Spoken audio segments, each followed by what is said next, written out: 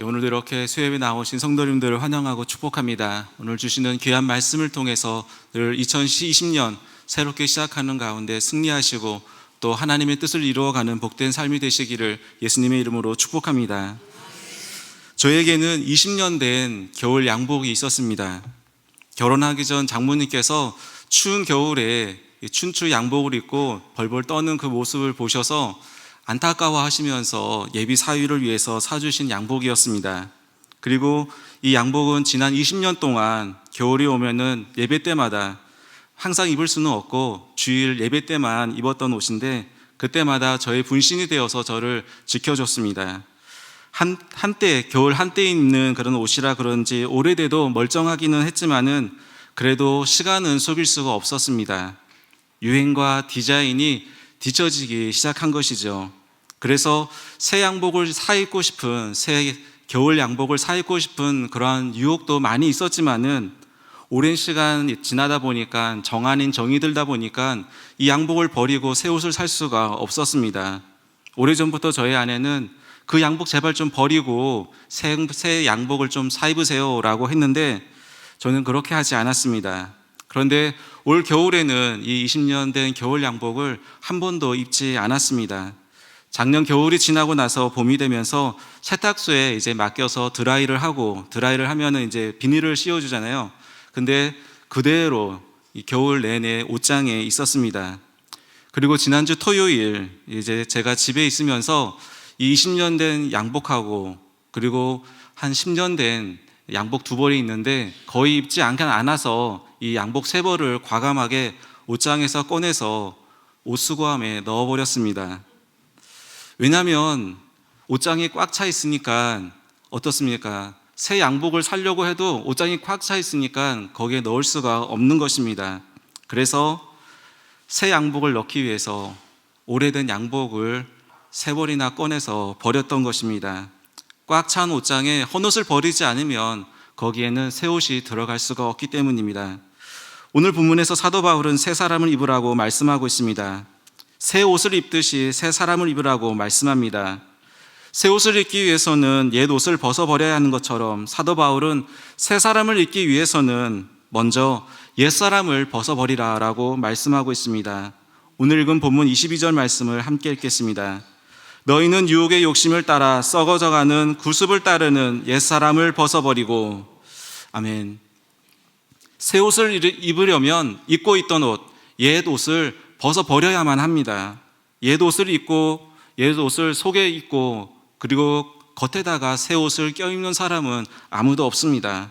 마찬가지로 우리가 새 사람을 입기 위해서는 먼저 옛 사람을 벗어버려야만 합니다. 그러면 옛 사람이란 어떤 사람이기 때문에 새 옷을 입기 위해서 헌옷을 벗어버리듯이 옛 사람을 벗어버리라고 하는 것일까요? 에베소서 2장 1절로 3절 말씀을 함께 읽겠습니다. 우리 함께 읽겠습니다.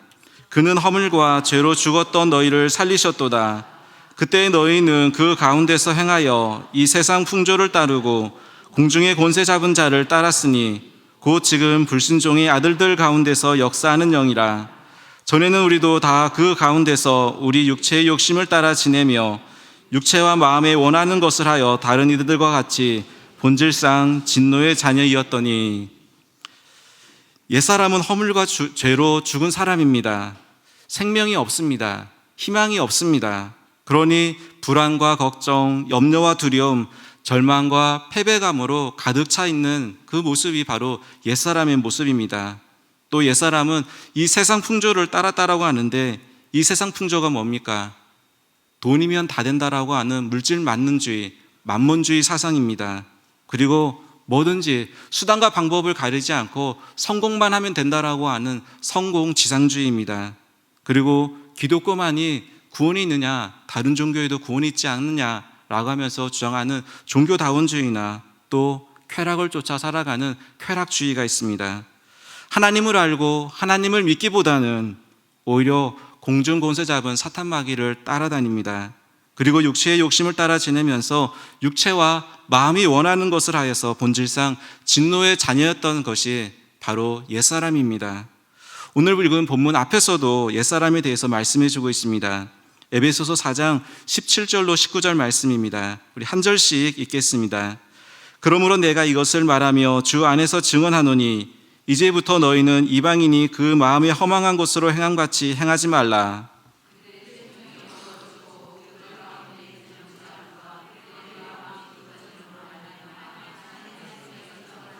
함께 읽겠습니다. 그들이 감각 없는 자가 되어 자신을 방탕에 방임하여 모든 더러운 것을 욕심으로 행하되. 여기서 말하는 옛사람은 거짓된 마음으로 행함으로 인해서 사람들에게 믿음을 주지 못하고 또 몸은 쌩쌩하게 살아있지만 영혼은 죽은 사람입니다. 사람은 오감을 통해서 세상의 정보를 받아들이고 그 정보를 종합함으로 인해서 세상을 살아갑니다. 그런데 오감에 감각이 없다면 어떨까요? 눈이 있는데 볼 수가 없습니다. 귀가 있는데 듣지를 못합니다. 코가 있는데 냄새를 맡지 못하고 혀가 있는데 그 맛을 알지 못합니다. 어떻겠습니까? 불편하겠죠. 살아가기가 힘들겠죠. 고통을 느낀다라고 하는 것, 축복일까요? 저주일까요? 암으로 인해서 큰 고통을 받는 사람이나 아니면 큰 사고를 인해서 거기서 받는 고통을 겪는다고 한다면 이거는 너무도 큰 고통이고 저주일 수도 있습니다. 하지만 우리가 삶 속에서 겪는 사소한 이 고통들은 오히려 저주라기보다는 축복이라고 할 수 있습니다. 고통을 느낌으로 인해서 나의 몸에 어디에 문제가 있는가를 우리가 알 수 있기 때문입니다. 다쳤는데 고통이 없다고 한다면 오히려 그것이 더 위험합니다. 고통이 있어서 금방 치료하면 나을 병도 고통을 느끼지 못해서 방치해뒀다가 돌이킬 수 없는 엄청난 손실을 겪을 수도 있습니다. 전에 TV에서 한 연예인의 이야기를 들었었는데 이 연예인이 치아 치료를 하기 위해서 입에 마취를 했다가 이 입안에 마취가 다 깨지 않은 상태에서 음식을 먹은 겁니다. 어떻게 됐을까요? 이 혀가 마취가 풀려야지만 음식을 섞으면서 이가 열고 닫을 때 씹히지 않는데 혀가 마취가 안 깨므로 인해서 이는 뭔가를 씹는데 혀가 그거를 느끼지 못한 상태에서 이제 하다 보니까 결국에는 혀를 깨물고 만 겁니다.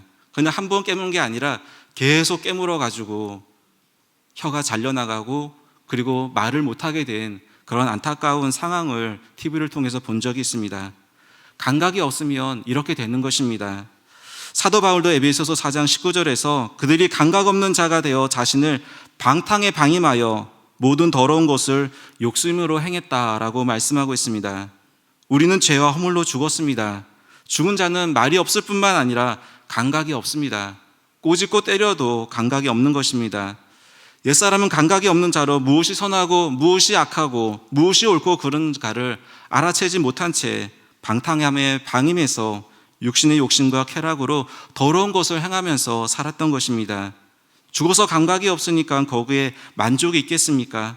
이것이 잘못된 길이라는 것을 알 수 있겠습니까? 타는 듯한 사막에서 소금물을 마시는 격입니다.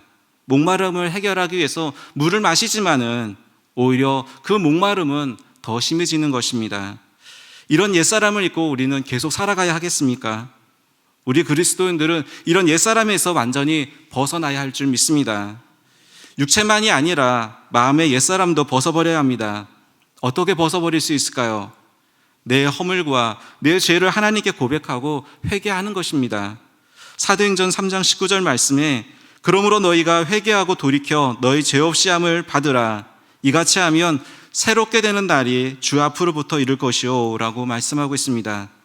우리가 예수님을 믿고 죄를 깨달아서 그 죄를 고백하고 회개하게 되면 예수님은 우리의 죄가 아무리 주홍같이 붉을지라도 다 용서해 주시고 구원해 주십니다. 예수님의 보혈로 우리 죄를 다 씻어주시고 정결하게 해주십니다. 요한일서 1장 9절은 만일 우리가 우리 죄를 자백하면 그는 미쁘시고 의로우사 우리 죄를 사하시며 우리를 모든 불의에서 깨끗하게 하실 것이오 라고 말씀하고 있습니다. 옛 옷을 벗어버렸다면 이제 새 옷을 입어야 합니다. 하지만 옛 옷을 입다 보면 그 옛 옷에 있는 그 냄새가 우리 몸에 배고 그리고 새 옷을 입는다라 하더라도 거기에 냄새가 풍겨날 수 있습니다. 그래서 옛 옷을 벗어버렸다고 한다면 새 옷을 입기 전에 샤워실에 들어가서 머리끝부터 발끝까지 깨끗하게 씻고 양치질도 합니다. 옛 옷에서 몸에 배었던 그 냄새를 씻어내고 새로운 향기를 몸에 입히는 것이죠. 시간이 없다면 샤워는 못하더라도 머리 감고 세수하고 양치질은 합니다. 그리고 다 씻고 나서 헤어스타일을 만들고 화장품을 바르고 그러고 나서 새 옷을 입는 것입니다. 사도 바울도 오늘 본문에서 새 사람을 입기 위해서는 먼저 옛사람을 벗어버리라 라고 말씀을 하고 나서 옛사람을 벗어버렸다면 바로 새 사람을 입는 것이 아니라 심령이 새롭게 되어야 한다라고 말씀하고 있습니다. 새 옷을 입기 위해서는 먼저 몸을 씻어야 하는데 새 사람을 입기 위해서는 이제 심령이 새롭게 되어야 한다라고 말씀하고 있습니다. 23절의 말씀입니다. 우리 23절 말씀 함께 읽겠습니다. 오직 너희의 심령이 새롭게 되어. TV 프로그램 중에 침체된 이 골목 식당을 찾아가서 몇 군데의 식당을 이제 선정하고 그리고 몇 주간의 솔루션을 제시해 주면서 침체된 골목 식당을 사람들이 찾아오는 그런 활기찬 골목으로 만드는 그런 프로그램이 있습니다. 선정된 식당의 주인은 전문가의 솔루션도 받고 그리고 본인의 노력을 통해서 맛집으로 더 거듭나게 됩니다. 하지만 안타까운 것은 촬영이 끝나고 나서 얼마 후에 가보게 되면 그렇지 않은 가게들도 있겠긴 하지만은 대부분의 많은 가게들이 가격이 터무니없이 많이 올랐거나 아니면 맛이 방송에 나왔을 때 그때 맛보다 현격하게 떨어지거나 아니면 사장이 더 거만해져서 초심을 잃어버린 채 거만한 그런 모습으로 손님을 대함으로 인해서 손님들이 오지 않는 그런 모습들을 심심치 않게 보게 됩니다. 결국 어떻게 되겠습니까? 이런 가게는 솔루션을 받기 전에 가게로 되돌아가게 되는 것이고 또 그 골목도 전처럼 사람들의 발길이 끊긴 인적이 드문 어두컴컴한 골목이 되고 말 것입니다. 아무리 맛있는 음식을 만든다 하더라도 거기에 걸맞는 마음과 생각이 갖지 않는다면, 준비되지 않는다면, 오늘 본문의 말씀을 이용한다면 심령이 새롭게 되지 못한다고 하면 결국에는 옛날로 돌아가고 마는 것입니다. 그러면 심령이 뭘까요? 이 원어를 보게 되면은 토 푸뉴마티 투누스라고 하고 있습니다. 토 푸뉴마티 투누스라고 하는 것은 마음의 영이라고 하는 뜻입니다. 오늘 본문은 이 마음의 영이라고 하는 것을 한자로 해서 심령이라고 번역을 했고 또 새 번역 한글판을 보게 되면은 원어 그대로 마음의 영으로 번역을 하고 있습니다. 그러면 심령, 마음의 영이 뭘까요? 저는 심령이 뭔지, 마음의 영이 뭔지 고민했는데 잘 모르겠더라고요. 그래서 인터넷에서 검색을 해보고 했는데 이 심령, 마음의 영, 마음이 있는데 마음의 영이 있다?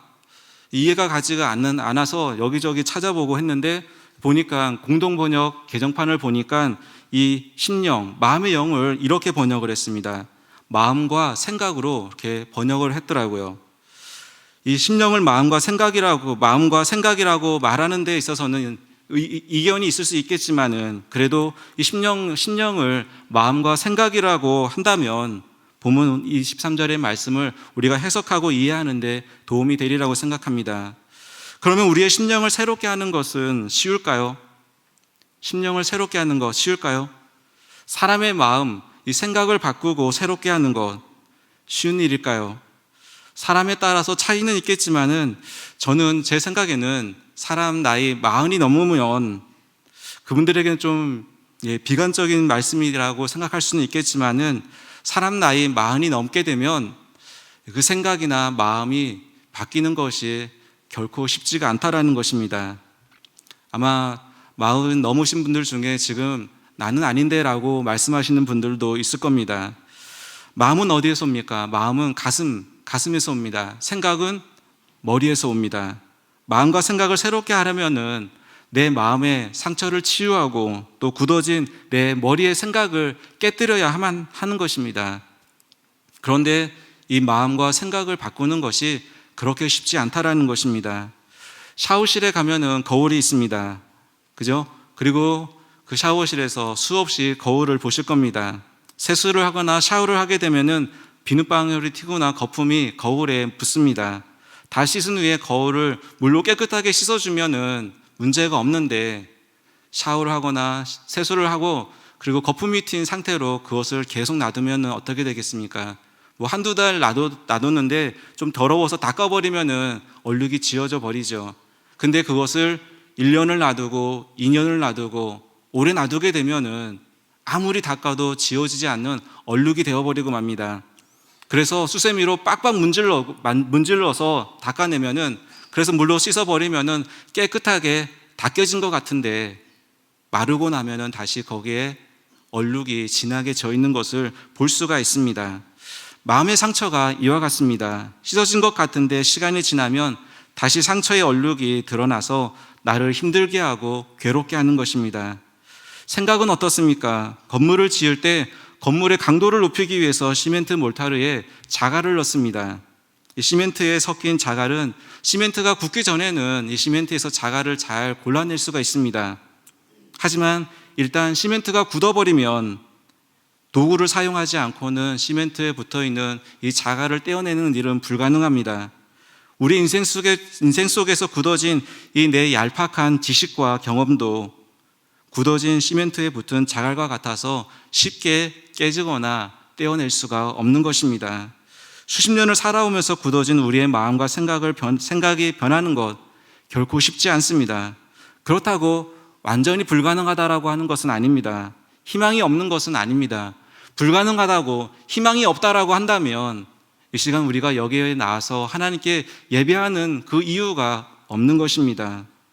우리의 힘과 능력으로는 불가능하고 희망이 없을지 모르지만, 그럼에도 불구하고 우리가 희망을 가질 수 있고 믿음을 가질 수 있는 것은 빌립보서 4장 13절에서 말씀하고 있는 것처럼 우리에게 능력 주시는 주님 안에서 우리가 모든 것을 할 수 있기 때문입니다. 우리 빌립보서 4장 13절의 말씀을 함께 읽겠습니다. 내게 능력 주시는 자 안에서 내가 모든 것을 할 수 있느니라. 아멘. 예수님도 말씀하십니다. 우리 마가복음 10장 27절의 말씀 함께 읽겠습니다. 예수께서 그들을 보시며 이르시되 사람으로는 할 수 없으되 하나님으로는 그렇지 아니하니 하나님으로서는 다 하실 수 있느니라. 아멘. 우리는 할 수 없지만 하나님은 다 하실 수 있기에 희망을 가지시기 바랍니다. 믿음을 가지시기 바랍니다. 나 혼자 어떻게 해보려고 애쓰지 말고 기쓰지 말고 하나님께 가지고 나오시기 바랍니다. 아주 오래된 광고 카피 중에 결론은 버킹엄입니다 라고 하는 광고 카피가 있습니다. 아마 나이 많으신 분들은 알고 계시는 그런 카피일 겁니다. 칼라나 디자인에서 버킹엄이 제일이니까 고민하지 말고 버킹엄을 입으라 라고 하는 그러한 패션 브랜드 광고 카피입니다. 우리 그리스도인들에게 버킹엄은 뭘까요? 우리 그리스도인들에게 버킹엄은 결론은 말씀과 기도입니다. 기도는 우리의 힘과 능력으로는 할 수 없는 우리의 필요를 하나님께 구해서 그분의 놀라운 능력과 은혜로 우리의 필요를 채우는 수단만이 아니라, 기도를 통해서 우리는 하나님과 대화하고, 또 기도를 통해서 하나님의 임재를 경험하고, 또 기도를 통해서 우리의 마음의 상처를 치유받게 됩니다. 저는 성경 말씀과 그리고 또 다양한 치료 프로그램을 통해서 내가 누구이고 또 내가 얼마나 많은 상처가 있는가를 깨닫게 되었습니다. 말씀을 통해서 또 치유 프로그램을 통해서 상처와 아픔을 치료받았지만 10년 깊은 곳에 뿌리 박은 이 쓴뿌리는 쉽게 제거할 수가 없었습니다. 하지만 하나님께 기도할 때마다 하나님은 이 저의 아프고 상처난 마음과 영혼들을 어루만져 주셨고 치유하고 회복시켜 주셨습니다. 하나님은 저희에게 아픔과 상처를 준 사람들을 용서하게 하셨고 사랑하게 하셨고, 더 나아가서는 그분들을 위해서 중보할 수 있게 해주셨습니다. 아직도 저의 상처가 완전히 다 치료되었다라고 장담할 수는 없지만은 옛사람의 저와 비교를 한다면 완전히 다른 사람이 되었다라고는 자신 있게 말씀드릴 수가 있습니다. 기도하라고 해서 나에게 아픔과 상처를 준 사람을 용서하게 해달라고, 사랑하게 해달라고 그렇게 기도하라는 것이 아닙니다. 그냥 하나님과 더 깊은 영적인 교감, 교제를 위해서 하나님을 더 깊이 알아가고 경험하기 위해서 기도하라는 것입니다. 그러면 하나님께서 자연스럽게 나에게 다가오시고 내 마음의 상처를 치유하기 위해서 아픈 과거를 생각나게 하시고 또 그 상처를 어루만지면서 용서하게 하시고 자연스럽게 그 문제들을 해결해 주신다라는 것입니다. 이 세상에서 우리가 하나님께 용서받지 못할 죄는 없습니다. 그리고 이 세상에서 우리가 용서하지 못할 죄도 없습니다.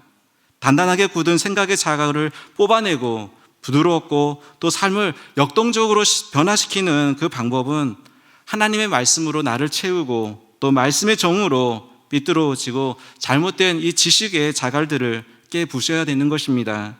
히브리서 4장 12절의 말씀을 함께 읽어보겠습니다. 하나님의 말씀은 살아있고 활력이 있어 좌우에 날선 어떤 검보다도 예리하여 혼과 영과 및 관절과 골수를 찔러 쪼개기까지 하며 또 마음의 생각과 뜻을 판단하나니. 아멘.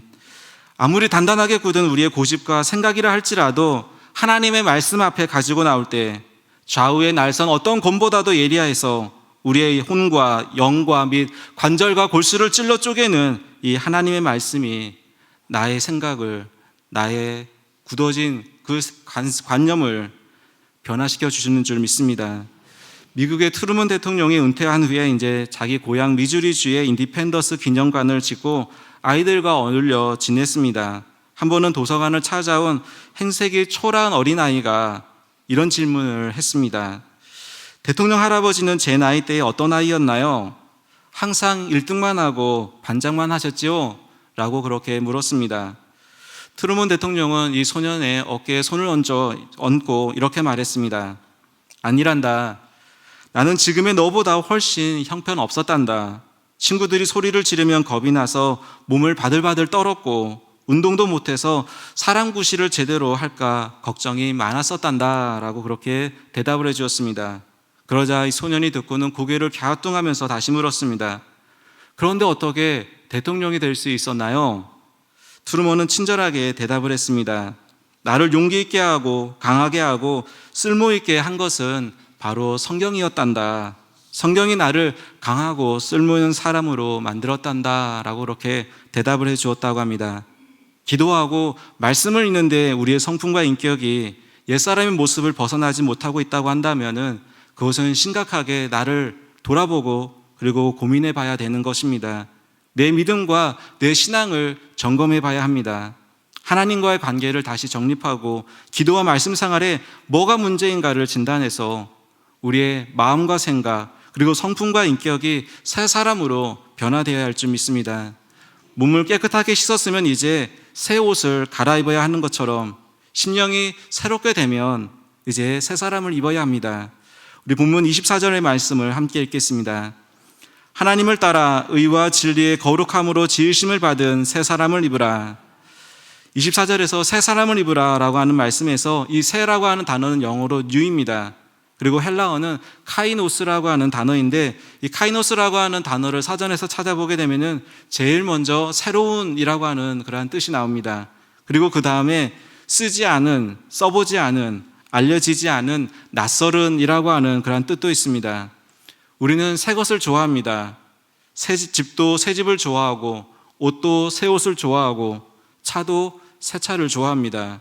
하지만 새롭다라고 하는 것, 새 것이라고 하는 것은 한 번도 써보지 않고 경험해보지 않은 낯설은 것입니다.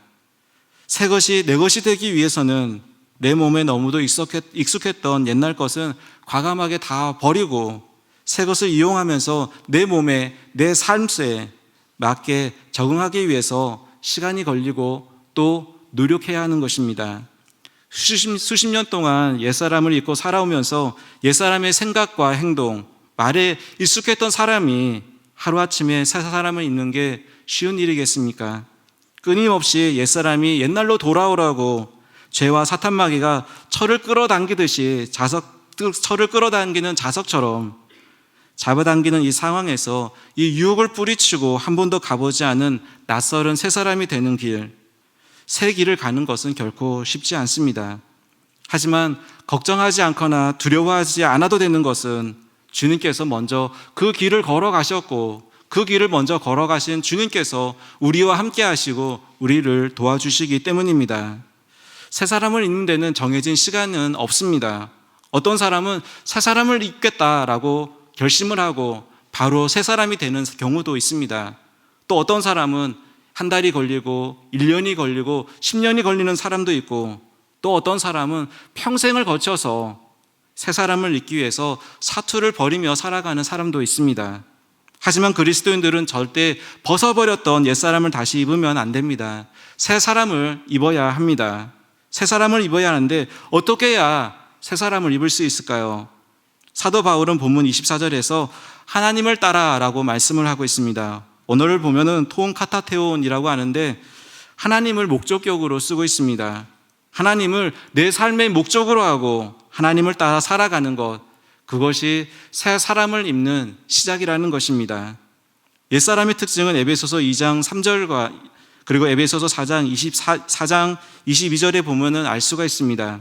에베소서 2장 3절에 보면 육체의 욕심을 따라 지내며 라고 말씀하고 있고, 또 에베소서 4장 22절에 보면은 유혹의 욕심을 따라 살아가는 사람이라고 말씀하고 있습니다. 에베소서 2장 3절과 에베소서 4장 22절의 말씀을 보면은 공통으로 나오는 단어가 있는데 이 욕심이라고 하는 단어입니다. 욕심은 옛사람의 특징입니다. 성경은 욕심에 대해서 뭐라고 말씀하고 있습니까? 야고보서 1장 15절 말씀에 보면 욕심이 잉태한즉 죄를 낳고 죄가 장성한즉 사망을 낳느니라 라고 말씀하고 있습니다. 유혹의 욕심, 육체의 욕심을 따라서 살아가는 옛사람을 벗어버리고 하나님을 삶의 목적으로 삼고 하나님을 따라가는 새 사람을 입어야 할 줄 믿습니다. 사도 바울은 로마서 13장 14절에서 오직 주 예수 그리스도로 옷 입고 정욕을 위하여 육신의 일을 도모하지 말라라고 말씀하고 있습니다. 또 히브리서 기자는 히브리서 12장 2절에서 믿음의 주요 또 온전하게 하시는 이인 예수를 바라보자. 그는 그 앞에 있는 기쁨을 위하여 십자가를 참으사 부끄러움을 개의치 아니하시더니 하나님 보좌 우편에 앉으셨느니라 라고 말씀하고 있습니다. 우리가 예수 그리스도를 삶의 목적, 목표로 삼고 따라갈 때 어떤 일이 일어나는지 사도 바울은 우리에게 분명하게 말씀하고 있습니다. 고린도후서 5장 17절 말씀을 함께 읽겠습니다. 그런즉 누구든지 그리스도 안에 있으면 새로운 피조물이라. 이전 것은 지나갔으니 보라 새 것이 되었도다. 아멘. 예수님을 우리의 삶의 목적으로 삼고 예수님을 따라갈 때 그리스도 안에 있으면 새로운 피조물, 새 사람이 된다라고 말씀하고 있습니다. 성공한 야구 선수로 방탕한 삶을 살다가 우연히 드린 이 예배로 주님을 만난 청년이 있었습니다. 감격을 주체하지 못한 채 이 청년은 예배가 끝나고 나서는 목사님을 찾아가서 자신이 예배 중에 경험한 그것을 이제 이야기를 해주면서 물었습니다. 전 이제 하나님을 위해 살고 싶습니다. 하나님께 쓰임 받으려면 어떻게 살아야 하나요? 라고 물었습니다.